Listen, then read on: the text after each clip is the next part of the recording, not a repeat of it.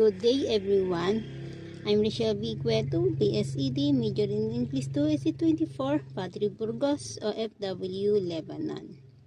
I'm here to present to everyone the one I choose my task to make her interview. She's the one in my alaga. Her name is Tiana Mikael, grade 10 student. Here is number 1 question for her. Can you tell me about a time when you feel nervous or shy speak English, or what happened? Here's the answer. There was a time when I had to read out loud in class and I felt really nervous because I was scared of mispronouncing words.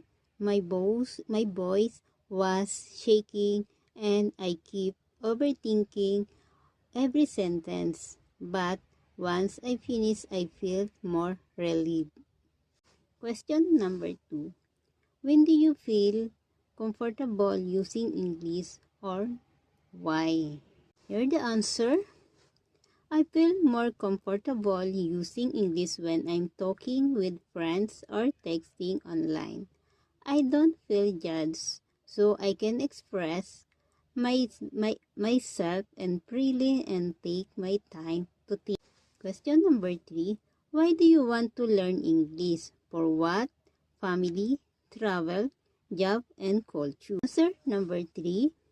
I want to learn English because it helps with travel, future jobs, and understanding different culture. English is also important for studying and communicating with people from the other countries. Question number 4. Does your English class or teacher make you feel relaxed or stressed? And why? The answer number 4.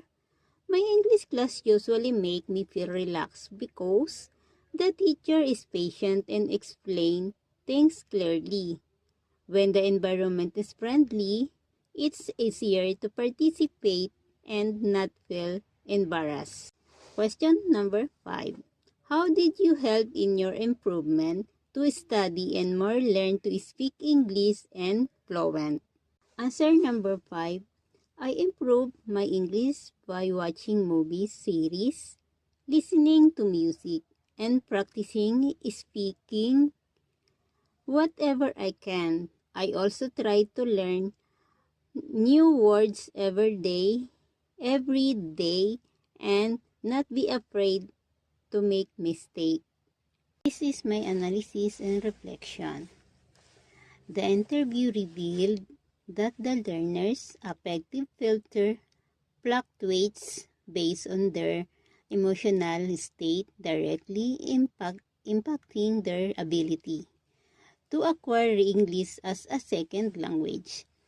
When the interview experience high anxiety or embarrassment, their filter acts as a mental block that hindered the processing of linguistic input. Conversely, strong intrinsic motivation and a positive attitude towards the target culture help lower this filter, facilitating more natural communication and confidence. Ultimately, this case study confirmed Krashen theory. This is a supportive, low anxiety environment is essential for successful language acquisition.